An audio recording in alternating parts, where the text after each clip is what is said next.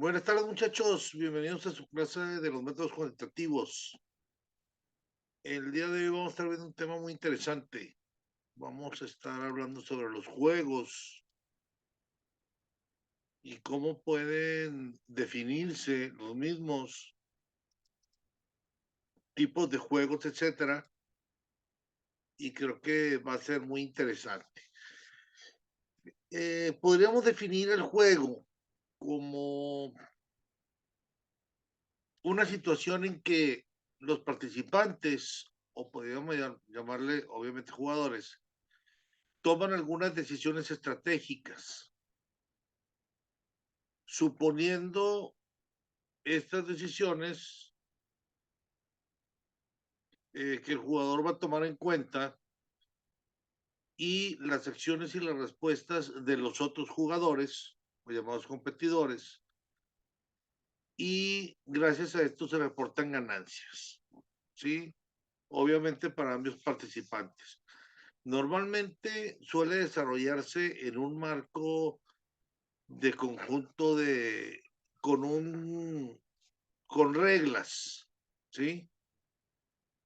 Entonces, dicho esto, vamos a ver cuáles son los elementos de los juegos. Los juegos, acuérdense que participan dos jugadores mínimo, hay algunas reglas y siempre vamos a tener un premio o tiene que haber un ganador. Los elementos, partiendo de la base del modelo general de la teoría de juegos, podemos añadir a lo anterior expuesto que un juego trata de un determinado número de jugadores que intervienen en una partida comportándose siempre de acuerdo con determinadas reglas y las ganancias de cada uno en la partida pues dependen de sus propias acciones y también decisiones de él y de los otros jugadores. Por tanto, los elementos que componen todo el juego pues son los jugadores, el cual se trata de que cada uno de los agentes que va a tomar decisiones estratégicas, puedan elegir entre un conjunto de alternativas posibles para optar por la más conveniente para él. Ahora, también están las estrategias, ¿sí? Se ha introducido el segundo concepto que vamos a hablar sobre la toma de decisiones estratégicas y esta es la estrategia. También se le puede llamar regla o plan de acción para jugar.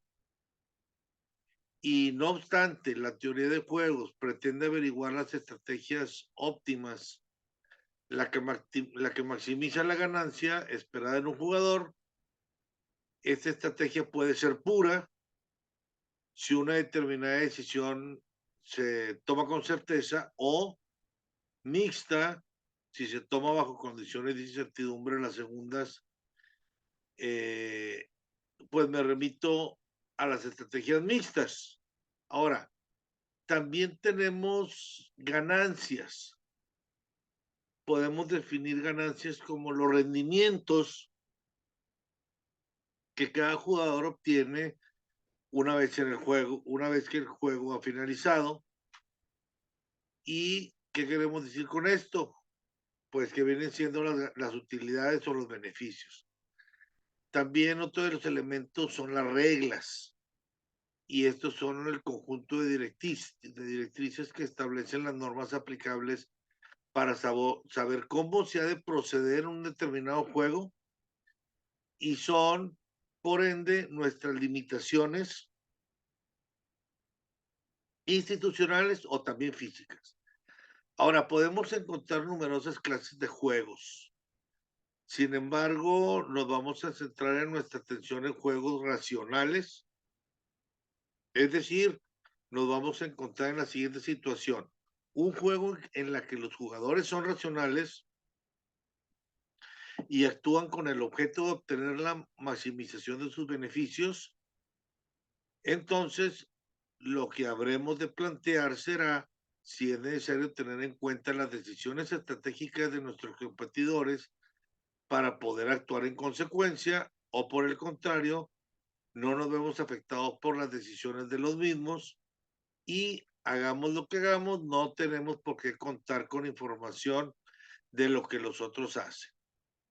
Dado que la teoría de juegos, pues cuenta con diferentes tipos de juegos, creo que y considero de gran relevancia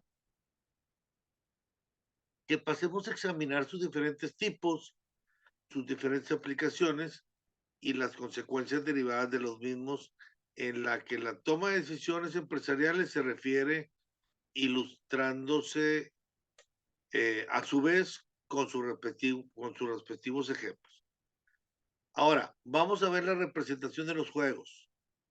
No obstante, antes de pasar a la enumeración y explicación de la tipología de juegos, me gustaría explicarles las diferentes formas en las que un juego puede ser representado. Y el juego se representa en forma extensiva, que es cuando un conjunto de jugadores que toman decisiones y son racionales maximizan su utilidad, o en un árbol de juegos compuesto de nodos para uno para cada jugador, o acciones que dispone un jugador en cada uno de sus nodos, o la información que dispone un jugador en cada nodo en el que toca decidir, o bien las estrategias de cada jugador, donde las instrucciones que se le dan a elegir son cuando llega uno de sus conjuntos de información, o cuando los pagos a los jugadores en los nodos terminales del árbol de juego, se tienen que cumplir algunas reglas. Por ejemplo, la regla 1, cuando cada uno de los nodos son sucesores del nodo inicial, pues este es último y es el único. La regla 2, cuando cada nodo, cada rama del árbol, excepto en el nodo inicial, tienen exactamente un antecesor inmediato. En este caso, el nodo inicial no tiene antecesores y eso garantiza que los senderos no se van a cruzar. Otro es la regla 3, si de un mismo nodo se extienden múltiples ramas, cada una de ellas representará distintas acciones y por lo tanto el nodo eh, pertenece al nodo original porque es donde se extiende. La regla 4, cada uno de los nodos pertenece al conjunto de información no unitario y este debe tener un mismo número de sucesores inmediatos y debe tener el mismo conjunto de acciones representadas en las ramas, y la importancia de esta regla reside en que, en caso contrario, cada jugador va a poder distinguir el nodo exacto en el cual le toca tomar su decisión. Ahora, está la forma normal. Es cuando un conjunto de jugadores cuyos nombres están listados en un conjunto y cada jugador tiene un juego de acción que es el conjunto de todas las acciones disponibles para un jugador, y cada jugador tiene una función de pagos que asigna el número real para cada juego. También está la función de coalición. Eh, Aquí me gustaría preguntar, ¿cuál otra forma de representación de un juego se puede emplear? Fundamentalmente se puede emplear en juegos cooperativos, donde se trataría tan solo de saber contestar a dos preguntas. ¿Cuánto es lo mínimo que que puede conseguir cada jugador actuando en forma unilateral? ¿O cuánto es el mínimo que se puede obtener los dos jugadores cooperando? ¿Sí? Empleando básicamente para estudiar este juego, pues podemos ver la forma de repartición de los rendimientos obtenidos en la cooperación entre todos los participantes. Ahora sí nos vamos directamente a los tipos de juego. Ahora, ¿qué conclusiones podemos extraer de lo que platicamos anteriormente. Bueno, voy a proceder a realizar una breve síntesis acerca de los puntos principales que caracterizan cada juego.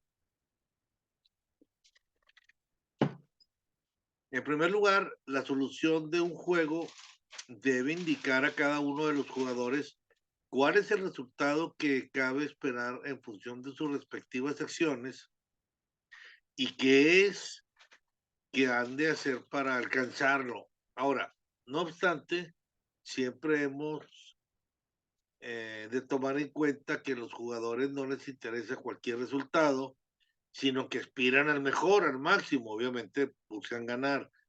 Y en segundo lugar, pues al intervenir varios participantes existe una disparidad de intereses que podrían entrar en conflicto. Sin embargo, es frecuente que compartan en determinadas situaciones, pues a lo mejor ciertos intereses, dado el lugar de las situaciones de cooperación. De hecho, siempre se hace referencia, por ejemplo, a un pastel para la explicación de lo que es el interés. Y es que el interés común de ambos jugadores es agrandar el pastel, pero se van a encontrar en una situación de conflicto cuando procedan a su división. Y por último, pues cabe resaltar que las salidas están determinadas por la mutua selección de estrategias.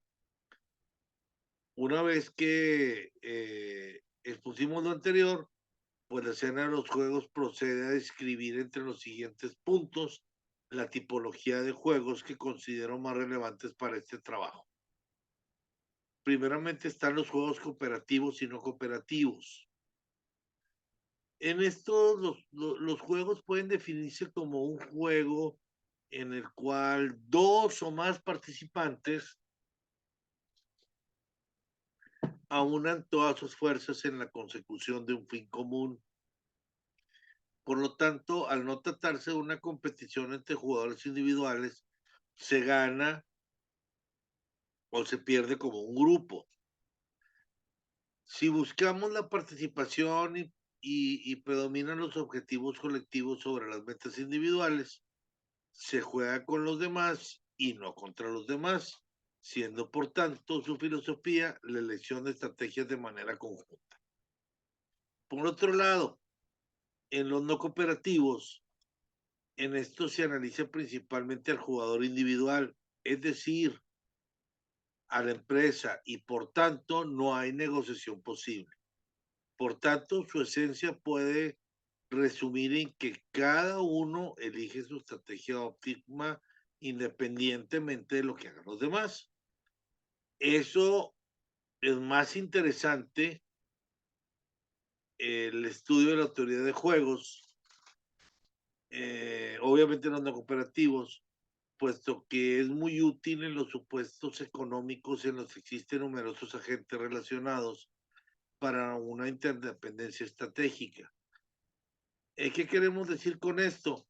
Pues que es vital para estudiar y proceder al análisis de la competencia existente entre las diferentes empresas en la misma industria.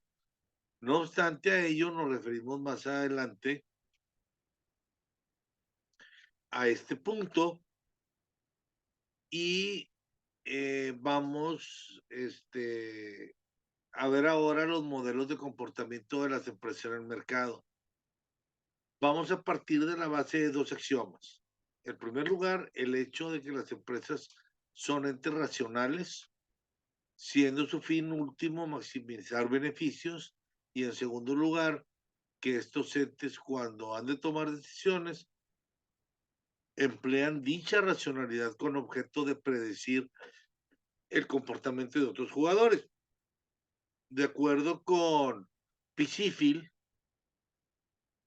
las decisiones o estrategias de las empresas se refieren a decisiones sobre cantidades, variedades, calidades y precios de los diferentes bienes y servicios. También dice por ahí Pepal que pueden existir muchos resultados, pero hay uno que es el del equilibrio y que una combinación de estrategias que ninguna empresa tiene, en las cuales ninguna de las empresas tiene un incentivo para cambiar las estrategias que está aplicando, dado que tampoco lo hará ninguna de las otras empresas. Ahora, es fundamental que estas situaciones de interacción estratégica tengan información y datos sobre el cual la estructura del mercado sea estable y cómo pueden reaccionar las demás empresas ante cambios en el entorno. Ahora, están también los juegos simétricos y asimétricos. Un juego simétrico es un juego en el que las recompensas por jugar una estrategia en particular dependen solo de las estrategias que empleen los otros jugadores y no de quien las juegue. De hecho, si las identidades de los jugadores pueden cambiarse sin que cambien las recompensas de las estrategias, entonces el juego es simétrico. Por ejemplo, los juegos simétricos podrían ser el juego de la gallina y el dilema del prisionero y la casa del ciervo son juegos simétricos. Y los asimétricos, sobre todo los más estudiados, son los juegos donde no hay conjunto de estrategias idénticas para ambos jugadores. Por ejemplo, el juego del ultimátum y el juego del dictador, pues tienen diferentes estrategias para cada jugador. No obstante, puede haber juegos asimétricos con estrategias idénticas para cada jugador. Ahora, están también los juegos repetidos. Creo que es importante recalcar que las decisiones estratégicas no se toman solo una vez, pues es común que se realicen los juegos de forma repetida, por tanto denominamos como juego repetido aquel en el que se emprenden acciones y se reciben ganancias una y otra vez. A su vez, el resultado obtenido del juego pues se ve afectado cada vez que se repite el juego.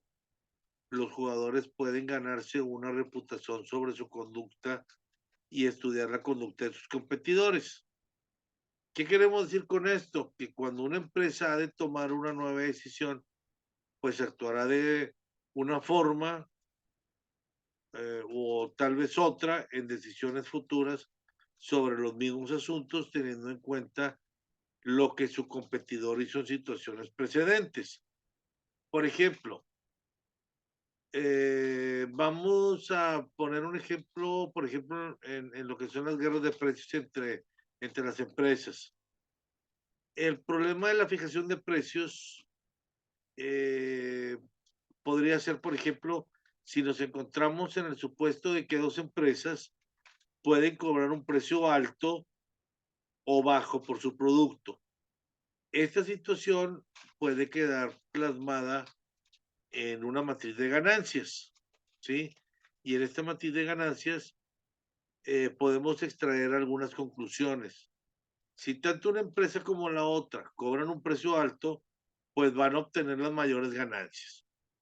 Si ambas cobran un precio bajo, pues ambas van a obtener beneficios, pero estos van a ser menores.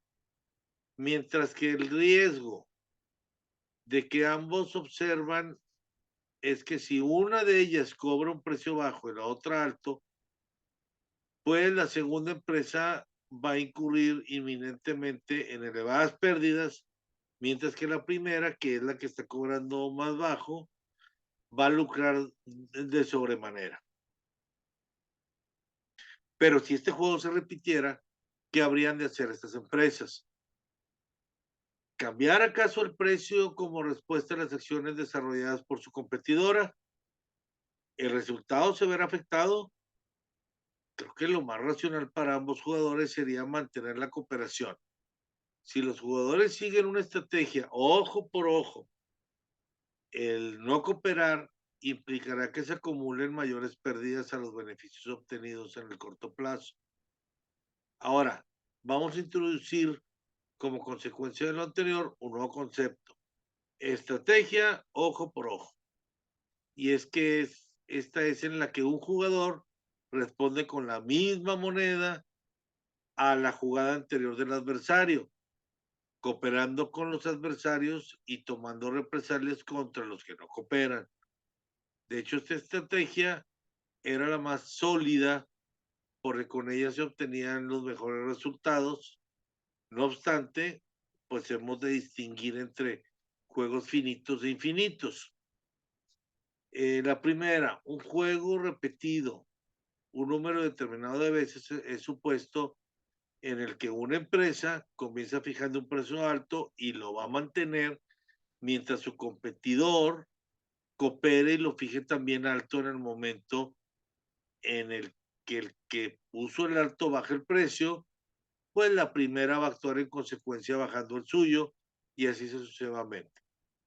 Cabe resaltar que los juegos pueden ser una información perfecta si el jugador conoce todas las acciones que se tomaron previo a su decisión o jugada, o imperfecta o incompleta si se desconoce lo que han hecho otros jugadores previamente o no se conoce del todo a los otros jugadores.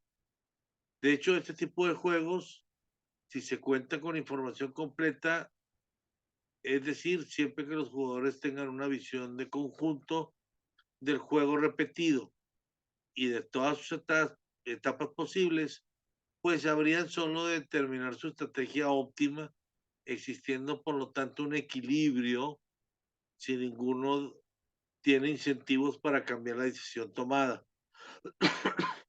Sin embargo, si con la confirmación completa ningún juego repetido difiere el juego normal, pues es interesante resaltar ciertas precisiones. El número de estrategias que se puede incrementar exponencialmente con el número de veces que se repite el juego, claro, al observarse una gran diversidad de situaciones y además, pues tiene la cabida el concepto de amenaza si él hace esto y yo respondo con aquello, pero también condiciona la básica del equilibrio, donde la primera empresa quiere llevar a cabo una amenaza, pues debe limitar a su propia conducta de tal manera que convenza a la otra empresa de que, de que su empresa, perdón, no tiene más opción que realizar aquello, con lo que la amenaza, de lo contrario, pues no será creíble y la otra empresa comprenderá que está falseando, por lo que procederá a realizar una estrategia idéntica a la anunciada por la primera. Ahora, está también el juego repetido indefinidamente. Basándonos en la matriz de pagos, podemos concluir que la segunda empresa va a optar por una estrategia de cooperación. Esto es por establecer precios altos y la razón reside en que es racional establecer un precio alto y mantenerlo hasta que la otra empresa opte por bajar los precios. Si el juego se repite, las ganancias esperadas de cooperación pues son superiores a las que se obtienen fijando un precio bajo en un principio. De hecho, esto se sabe porque según la primera empresa, en cuando tenga noticias de que la segunda ha fijado un precio bajo, el mes siguiente va a fijar también un precio bajo, provocando que la otra empresa tenga unos beneficios más bajos que la primera y antes de que cobrara un precio alto. Ahora, no es racional optar por la no cooperación porque la ganancia a corto plazo obtenida es consecuencia de que la segunda empresa fijó un precio más bajo que su competidor y en este caso se ve consumida por las pérdidas acumuladas de la segunda empresa cuando la primera decide bajar el precio al mes siguiente. De hecho, el hecho de la perpetuidad, pues es vital porque de lo contrario, pues se llegaría a lo que denominamos unicidad del equilibrio. Y esta pues viene siendo la posibilidad de traición y esto pues nos llevaría a la desconfianza, lo que ocasionaría que en la última jugada de cada jugador pues se va a optar por una no cooperación tal que tengan los mayores beneficios, y esto va a perjudicar al competidor que no puede hacer nada más respecto al actuar de conformidad con la acción del primero. No obstante, si esto ya es sabido por el último jugador, pues traicionaría a su rival en el penúltimo juego y así sucesivamente llegando hasta el primer golpe. De hecho, la posibilidad del ojo por ojo en el largo plazo hace de la cooperación una estrategia pues propicia, puesto que a medida que se va repitiendo el juego, el costo del traicionarse es mayor y es rentable desde el punto de vista del valor esperado, puesto que la suma de los beneficios actuales y futuros ponderados por la probabilidad de que se seguirá la estrategia del ojo por ojo puede ser superior a la suma de los beneficios generados por la guerra de precios. Aunque pues nuestro adversario sea el primero en establecer un precio bajo, pues el siguiente mes podremos bajar los precios, viéndose solo afectado el beneficio de un periodo con un costo muy pequeño en comparación con los beneficios obtenidos por cobrar a un precio alto. De hecho, la cuestión está en coludir o no. Vamos a ver otro ejemplo con el objeto de responder la pregunta anterior. ¿Colusión o no colusión? ¿Cómo, cómo proceder a explicarse con posterioridad? El equilibrio es aquel en el cual ninguno de los jugadores puede mejorar sus pagos dada su estrategia que tiene el otro, es decir, la estrategia de cada jugador es la mejor respuesta a las estrategias del otro, ¿sí? De hecho, este equilibrio es válido tanto para juegos de dos como para juegos de más personas. En la matriz de este equilibrio, pues se alcanza si ambas empresas deciden fijar un precio normal, pero si ambas suben el precio hasta el nivel del monopolio, ¿sí? Pues, ¿qué va a pasar? Pues frecuentemente el equilibrio, ¿sí? Puede tornarse no cooperativo, puesto que cada parte, pues, elige la mejor estrategia para ella sin contar la colusión y cooperación y sin tener en cuenta el bienestar de las otras partes.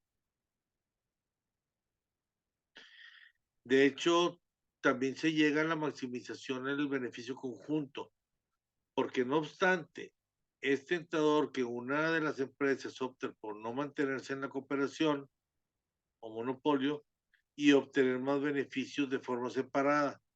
Es decir, pues podría decidir vender en secreto un precio más bajo mientras no sea descubierto, ¿sí?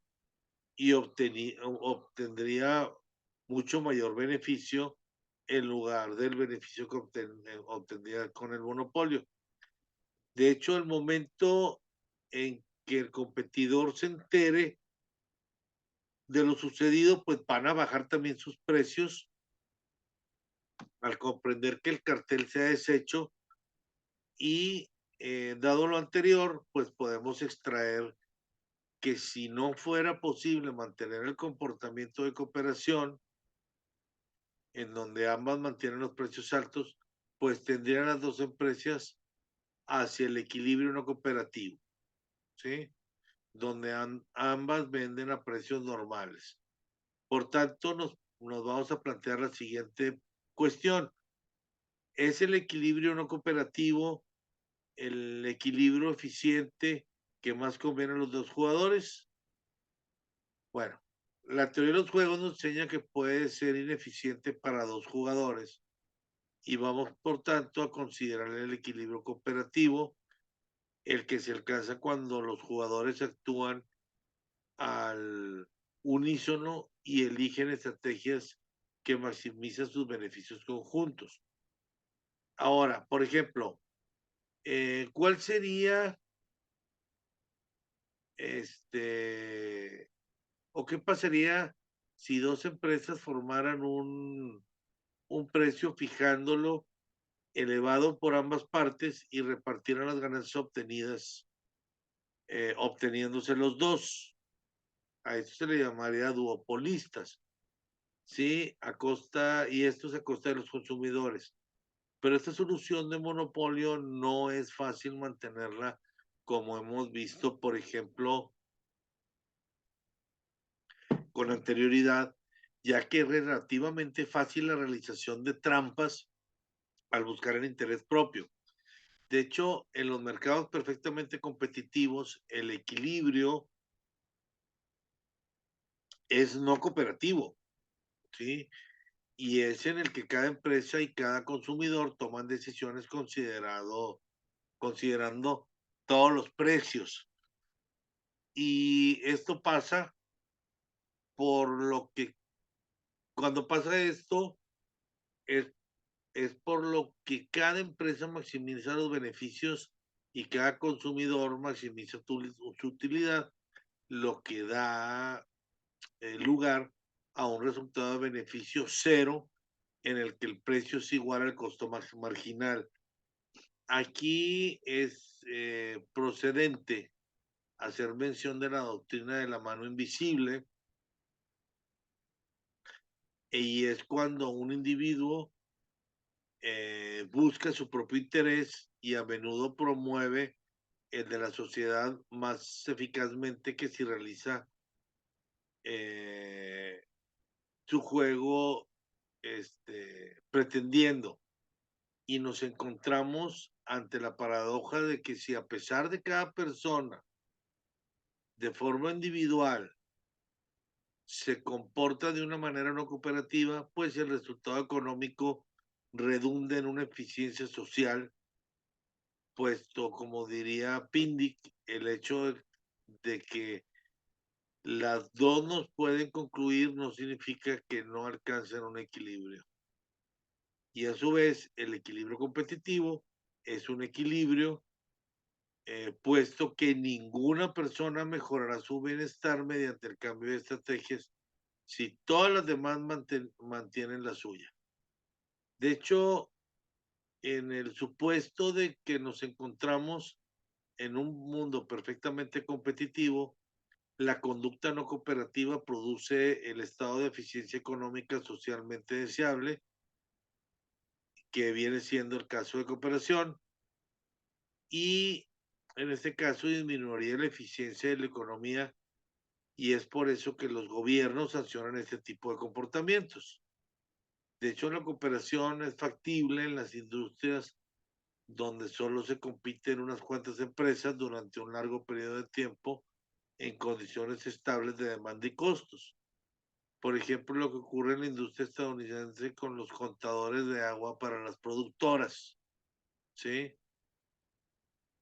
Las empresas que se dedican a esto, pues todas llevan cooperando entre sí décadas y lo seguirán haciendo mientras sus competidoras mantengan sus posiciones.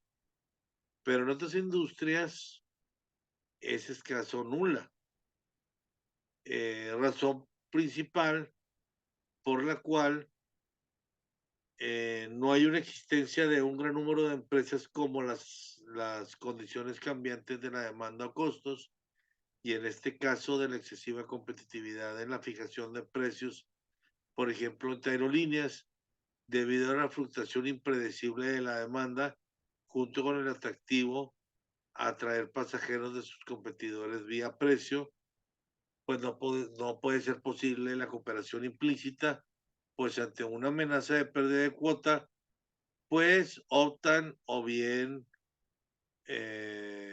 por una bajada masiva de precios o bien por la imitación de sus competidores.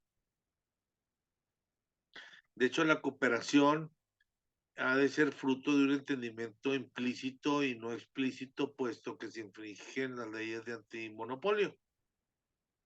De hecho, les voy a platicar, muchachos, Yo tuve un negocio de bebidas tropicales muchos años, aquí en el municipio de San Nicolás, y realmente los fuertes eran unas bebidas que no era, yo era el más grande y lo seguían ellos, y luego ya más retirados, pues había más, y un día nos conocimos los dueños y nos pusimos de acuerdo en los precios porque nos estábamos castigando tanto en los precios por ganarnos la demanda, que estábamos ganando muy poquito. Entonces los dos nos ponemos de acuerdo y decimos, ¿sabes qué? Vamos a subir a tal precio, ¿sí? Y de esta manera repartimos el mercado y ganamos más los dos. Y de esa manera trabajamos como unos 10 años, que fue cuando ya hubo más competencia y de hecho él desaparece, pero durante 10 o 15 años trabajamos muy bien, y de hecho nos echábamos un telefonazo, oye, ¿cómo ves si la subimos 5 pesitos más? O la subimos 10 pesitos más, ya subieron los precios, nos estamos castigando. Va, y los dos subíamos el mismo día. Entonces, sí obtuvimos muy buenas ganancias. Caso contrario de que no nos suban, o al principio, si él la tenía una cantidad, pues yo la ponía un poquito más abajo para que se vinieran conmigo y luego él las bajaba más y él más y yo más.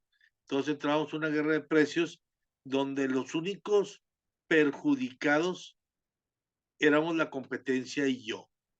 Claro que el consumidor era el que ganaba porque era más barato, pero al final de cuentas era un negocio y cuando nos damos cuenta, bueno, sabes que vamos a subir los dos y ellos como quiera van a tener que venirnos a consumir porque somos los únicos que estábamos en el mercado. Hay otros tipos de juegos, los secuenciales, los simultáneos, eh, etcétera, etcétera, muchachos. Hay tipos de estrategia, las dominantes, las dominadas, pero ya se nos está acabando el tiempo, no los vamos a poder ver, pero les prometo que llegando a la semana 13, muchachos, se los voy a subir porque si no, me ha pasado, les subo los documentos, muchachos, y me los copian en la tarea. Y no se trata de eso.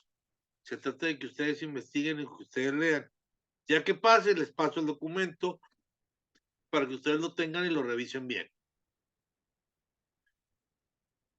Eh, Les agradezco mucho, muchachos, que se hayan conectado, que hayamos estado en contacto.